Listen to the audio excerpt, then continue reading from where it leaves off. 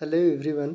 आज के इस वीडियो में अध्याय 10 ध्वनि 8th ग्रेड अभ्यास पुस्तिका कक्षा 8वीं विषय विज्ञान के जो आपकी पुस्तक है बच्चों, ये आपके न्यू पुस्तक हैं 2025-26 सेशन के लिए, जो इस वर्ष आपके विद्यालय से मिली होगी। आज के इस वीडियो में हम ध्वनि का कंप्लीट सॉल्यूशन आपको इस वीडियो में बताने जा रहे हैं। तो चलिए शुरू करते हैं। सबसे पहले पेज पे हमारा है पाठ की पूर्व तैयारी, तो इसको अच्छे से पढ़ लेना कि इसमें मैं शॉर्टकट में बता दे रहा हूँ कि इसमें कंपन और ध्वनि के बारे में बताया गया है कि जिस वस्तु में अगर कंपन महसूस होता है उस वस्तु में ध्वनि पैदा होती है। आगे देखते हैं कि बच्चों यहाँ लिखा है कि क्रमांक है और वाद्य यंत्र और ध्वनि उत्पन्न करने वाले भाग या तरीका के बारे में बताना है हमको।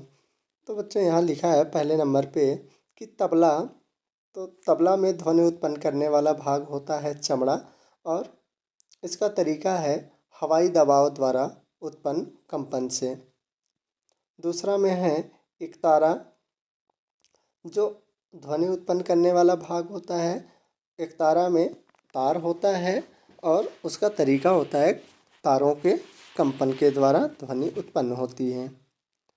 अगला है ढोलक, जो ध्वनि उत्पन्न करने वाला भाग होता है चमड़ा और हवाई दबाव द्वारा उत्पन्न कंपन से इसका ध्वनि उत्पन्न करने का तरीका है। मंजीरा है, जो धातु की प्लेट से ध्वनि उत्पन्न होती है और धातु को आपस में टकराने से ध्वनि उत्पन्न होती है। और घंटी है, धातु या धातु की टकराव से उत्पन्न कंपन। मृदंग है, चमड़ा हवाई दबाव द्वारा उत्पन्न कंपन। वीणा है, तारों का कंपन, तार से होती है। स्कूल की घंटी धातु के टकराव से उत्पन्न कंपन है। और हारमोनियम का ध्वनि उत्पन्न होती है हवा से और उसमें फूंकने से कंपन उत्पन्न होती है। बांसुरी भी हवा से और फूंकने से कंपन उत्पन्न होती है। अगला है इसी प्रकार कोई जुलूस, चल समारोह, जब बैंड बाजे ढोल की आवाज़ के साथ निकलते हैं तो आसपास के भवनों में कंपन महसूस किया जा सकता है। कुछ ध्वनियाँ मानव निर्मित होती हैं। सभी ध्वनियों को संचरण हेतु माध्यम की आवश्यकता होती है। ध्वनि अलग अलग प्रकार की होती है, यह उनकी आवृत्ति के कारण होता है। यदि अनावश्यक ध्वनि हो तो वह हमारे स्वास्थ्य को प्रभावित करती है। हमें अधिक ध्वनि से होने वाले दुष्परिणामों के प्रति सतर्क होना चाहिए। अब बच्चों हमारा आ जाता है प्रश्न क्रमांक, जो पहला है कहता है कि सही विकल्प के आगे सही का निशान लगाइए। तो बच्चों यहाँ पहला का पहला है कि ध्वनि का तारत्व ज्ञात किया जाता है। तो ध्वनि का तारत्व उसकी आवृत्ति से ज्ञात की जा सकती है, तो आपका ऑप्शन इस राइट आंसर होगा। सेकंड नंबर है कि चित्र में दर्शाए अनुसार अलार्म घड़ी एक बर्तन में रखी गई है। अलार्म की ध्वनि बर्तन के पास खड़े व्यक्ति को स्पष्ट सुनाई देती है। अब यदि बर्तन के अंदर से वायु को पूरी तरह निकाल दिया जाए तो पास खड़े व्यक्ति के लिए अलार्म घड़ी की प्रबलता कैसी प्रभावित होगी। तो बच्चों ये है आपका एक, यहाँ ये अलार्म घड़ी दिया गया है और नली के द्वारा वायु को निकाला जाता है। इस नली के द्वारा वायु को बाहर की ओर निकाल दिया जाता है। तब कैसे सुनाई देगी? तो इसमें आपका राइट आंसर होगा ध्वनि सुनाई देना बंद हो जाएगा। अगला है मैं एक वाद्य यंत्र हूँ, मुझसे कंपित झिल्ली द्वारा ध्वनि उत्पन्न होती है, बताओ मैं निम्न में से कौन हूँ। तो बच्चों कंपित झिल्ली द्वारा कह रहे हैं, तो हारमोनियम में तो हवा के द्वारा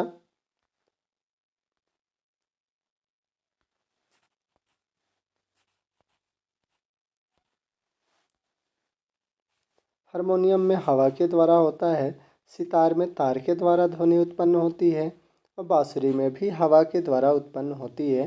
तो हमारा राइट आंसर हो जाएगा डी नंबर, तबला। अगला है, कुछ माध्यमों की सूची नीचे दी गई है, जैसे लकड़ी, जल, वायु और निर्वात। इनमें से किन माध्यम में ध्वनि गमन कर सकती है? तो बच्चों अपना देखेंगे कि गमन करने का अर्थ होता है आर पार हो जाना। तो बच्चों यहाँ लकड़ी में भी हमारा ध्वनि आर पार हो सकती है, जल में भी हो सकती है और वायु में भी हो सकती है, निर्वात पे नहीं हो सकती। तो हमारा राइट आंसर हो जाएगा सी। पांचवा है, ध्वनि की प्रबलता घटाने के लिए हमें ध्वनि के कंपनों की आयाम घटाना होगा। ध्वनि की अगर हम आयाम को घटा देते हैं तो उसकी प्रबलता भी, ध्वनि की प्रबलता भी घट जाएगी। आगे है प्रश्न क्रमांक 2 कि नीचे दिए गए शब्दों का चयन कर रिक्त स्थानों की पूर्ति कीजिए। तो जो यहाँ ये शब्द दिए गए हैं, ये शब्द दिए गए हैं, यहीं से आपको इनमें फिल करना होता है। तो पहला है, प्रति सेकंड होने वाले दोलनों की संख्या को क्या कहते हैं? तो बच्चों यहाँ प्रति सेकंड होने वाले दोलन को आवृत्ति कहते हैं। दूसरा है, मानव कान के लिए श्रव्यता का पारास है 20 हर्ट्ज से 20,000 हर्ट्ज तक। मानव कानों की श्रव्यता का परास है। तीसरा है, कक्षा में दिए गए सभी विद्यार्थी एक साथ तेज आवाज में बोले तो उत्पन्न ध्वनि क्या कहलाएगी? तो बच्चों यहाँ उत्पन्न ध्वनि, सभी बच्चे अगर एक साथ आवाज कर रहे हैं तो वो शोर होगी। कंपन का आयाम जितना अधिक होगा ध्वनि उतनी ही क्या होगी? प्रबल होगी। और आवृत्ति को हर्ट्ज में व्यक्त करते हैं। तो बच्चों यहाँ से आप इनको फिल कर लीजिएगा। अब अगला प्रश्न में आ जाते हैं कि जब हम बातचीत करते हैं तो क्या हमारे शरीर का कोई भाग कंपन करता है? यदि हाँ तो उस भाग का नाम लिखिए। तो बच्चों यहाँ लिखिएगा कि जब हम बातचीत करते हैं तो हमारे शरीर के गले में स्वर यंत्र में उपस्थित वक् तंतु होता है। वक् तंतु गले में देखे होंगे बच्चों आप लोग कि गले में जब भी हम बातचीत करते हैं तो गले में थोड़ा सा उभरा टाइप में जो दिखाई देता है उसको हल्का सा छू के देखना और बातें करना तो वो समझ में आ जाएगा। उसी को वक् तंतु कहते हैं। वहाँ क्या होती है? कंपन होती है, वहीं से हमारी आवाज़ निकलती है। तो इसको आप लिख लीजिएगा। अगला प्रश्न है, पुरुषों की तुलना में महिलाओं की आवाज़ तीखी क्यों होती है? तो यहाँ लिखिएगा, पुरुषों की ध्वनि का तारत्व कम होता है, इसके विपरीत महिलाओं की ध्वनि का तारत्व अधिक होता है, इसलिए उनकी आवाज़ पतली होती है। अगला है, ध्वनि की प्रबलता आयाम पर किस प्रकार निर्भर करती है? यदि आयाम दुगना कर दिया जाए तो प्रबलता कितनी बढ़ जाएगी? तो बच्चों यहाँ लिखिएगा आपकी ध्वनि की प्रबलता आयाम के वर्ग के अनुपात में बढ़ती है। यदि आयाम दुगना कर दिया जाए तो प्रबलता 4 गुना बढ़ जाएगी। छठवां है, मान लीजिए आप एक कार में बैठे हैं जिसके सभी शीशे पूरी तरह से बंद हैं, तब क्या आप कार के बाहर खड़े अपने साथी की आवाज़ सुनने में सक्षम होंगे? अपने उत्तर का कारण भी दीजिए। तो यहाँ आप लिखेंगे, नहीं, हम शीशे बंद करके बाहर खड़े व्यक्ति की आवाज़ नहीं सुन सकते। आप कार के बाहर खड़े अपने साथी की आवाज़ नहीं सुन पाएंगे क्योंकि शीशे बंद होने के कारण ध्वनि तरंगें भीतर प्रवेश नहीं कर पाती। तो बच्चों ये रहा अपना छठवां सवाल।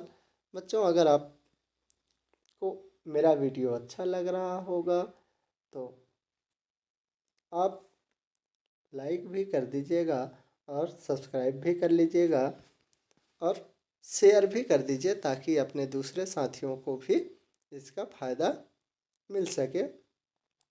और हाँ, अगर कुछ चीज़ आपको समझ में नहीं आया है या फिर मेरे से कुछ चीज़ें गलती हुई या फिर कुछ चीज़ें छूट गई हों तो आप कमेंट में ज़रूर बताएं। चलिए अगला देखते हैं। 7वां प्रश्न की आवृत्ति किसे कहते हैं, इसकी इकाई क्या है। तो बच्चों यहाँ लिखिएगा आप कि किसी वस्तु के प्रति सेकंड में किए गए दोलनों की संख्या को आवृत्ति कहते हैं। बच्चों इस वीडियो में और क्या सुधार करना चाहिए, क्या अच्छा हो सकता है, अगर अच्छा लगता है तो आप वो कमेंट में ज़रूर बताइए ताकि अगले वीडियो में मैं उसमें सुधार कर सकूं। फिर बच्चों अगला आ जाता है लघुत्तरी प्रश्न। प्रश्न क्रमांक 8। ऊपर दो चित्र ए तथा बी दिए गए हैं। चित्र ए में कोई लड़का सीटी बजा रहा है तथा चित्र बी में कोई लड़का ढोल बजा रहा है। तो हमारा प्रश्न क्या बनता है। प्रश्न पहला है कि दोनों कार्यों में अधिक तारत्व की ध्वनि किससे उत्पन्न होगी। तो बच्चों यहाँ इसके उत्तर में लिखिएगा सीटी और ढोल बजाने पर अधिक तारत्व की ध्वनि सीटी उत्पन्न करेगी।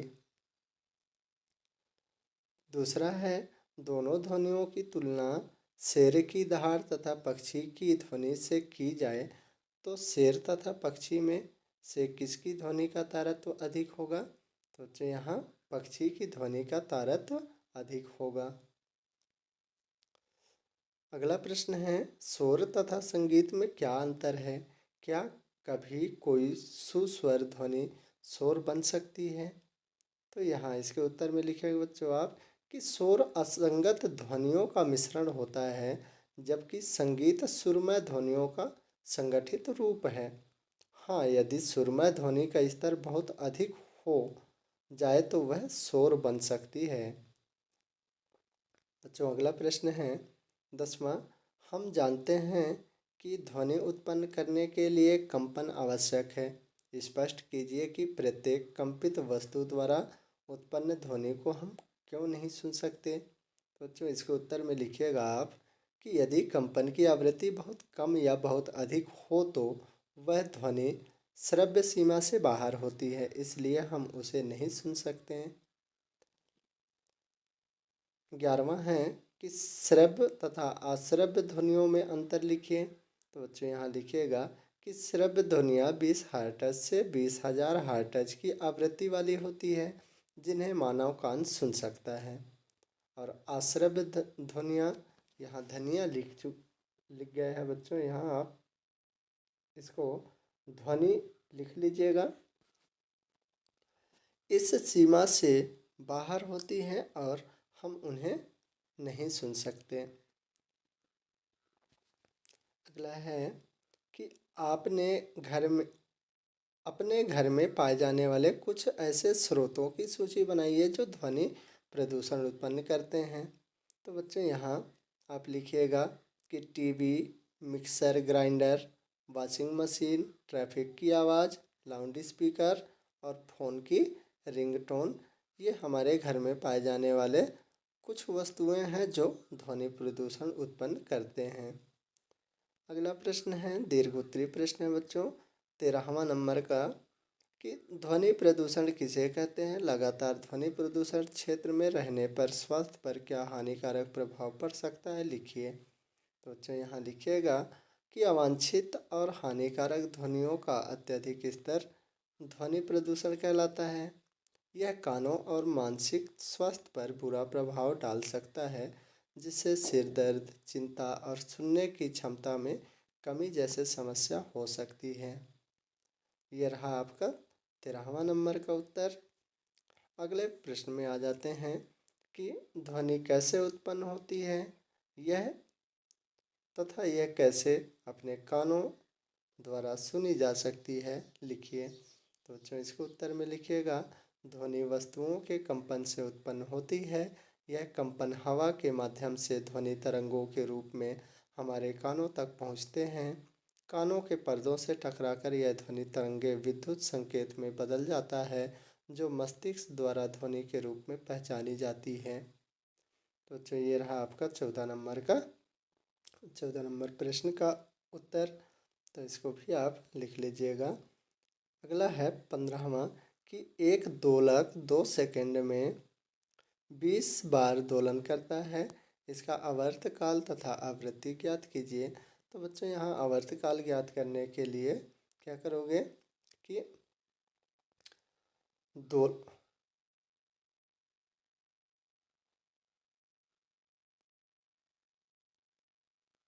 2 सेकंड बटे 20 कहने का मतलब ये है कि दोलक का समय बटे दोलन, इसका आवर्तकाल ज्ञात करने का सूत्र हो जाएगा। तो दोलन का समय कितना है, तो 2 सेकंड है, और 2 सेकंड में 20 बार दोलन करता है, तो इसका क्या निकल कर के आ जाएगा, आवर्तकाल 0.1 सेकंड आ जाएगा। अब इसका आवृत्ति निकालना है, तो एक आवृत्ति बराबर एक आवृत्ति बराबर 1 बटे आवर्तकाल, तो 1/01 बराबर 10 हर्ट्ज, ये हमारा आवृत्ति निकल कर के आ गया।